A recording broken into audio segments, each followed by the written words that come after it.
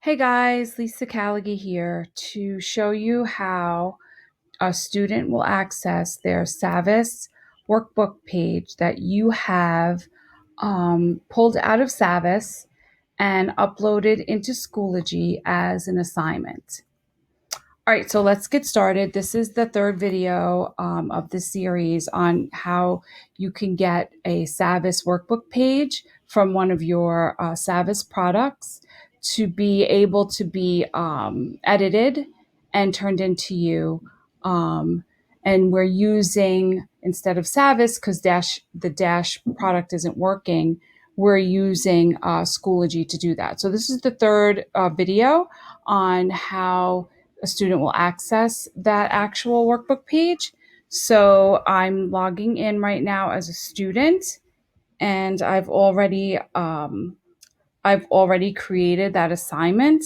So as a student, they're going to go into their ClassLink account. They're going to, from their dashboard, click on Schoology and then navigate to the assignment. Now, I didn't put a due date, so it didn't show anything here on the student's page that they had to complete. I'm just navigating to the place where I know that I created the assignment because it's in a place where, for this teacher, I didn't disrupt any of her current assignments. It's in homeroom. So this is just for the purposes of this video. You would make sure that your students navigate to the course that you have, assigned the assignment to. So clicking on the assignment title here, this is the Charlie McButton vocabulary page. And when the student comes here, they will see open assignment with Kami. That's because the student has downloaded the Kami extension to their Chrome account, their Google account, and they're in their Chrome browser under their account. So you'll see the student's account there. And now I'm going to click on Open with Kami. And what's going to happen is the first time students open, it's going to ask them to log into their Google account because it's super secure. And see, doing it again. I guess this is the first time I've used this student. So it's just asking for them to log in. They might even have to put in their username and password, depending. So now you see the workbook page. Now here it might ask that, because it's recognizing that it is a picture, it seems like they think it's scanned. So you're just going to click on never ask. Actually, no thanks, just in case we need it again. But and now the student has the availability of the tools on the left-hand side to click on, and then from here they're able, that's a text box tool, they're able to choose the font size of their text or the font color here. And then once they click anywhere in the page, they will see a another bar come up to help them utilize any of the tools here, and they can just start typing their names here, and then okay, and then if they make a mistake, they can click on the X, clicking in again. If it's not exactly where they want it to be, they could kind of just click on the box and move it around, or they can click on the corners and drag and make the box larger or smaller, however they want.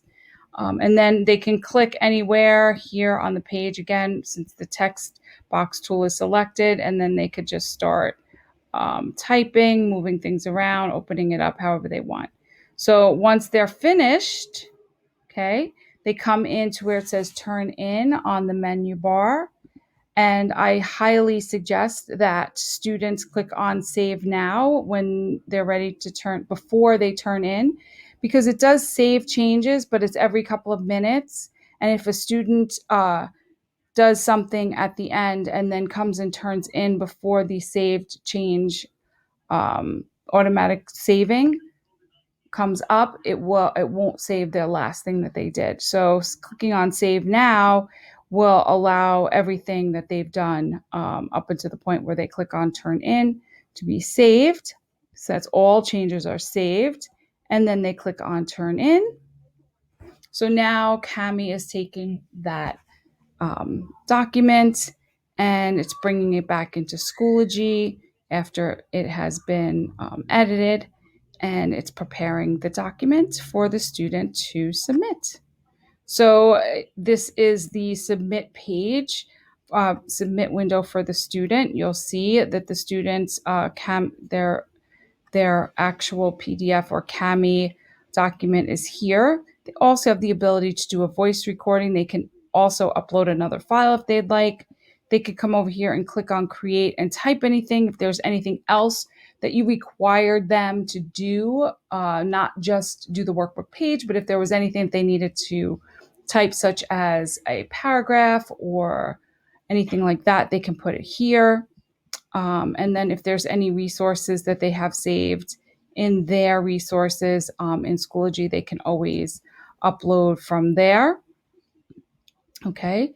Once all of that's done, if they click on create, whatever it is, and then they click on submit, and now that that workbook page and everything else that you wanted them to do with it has been submitted to you as a teacher.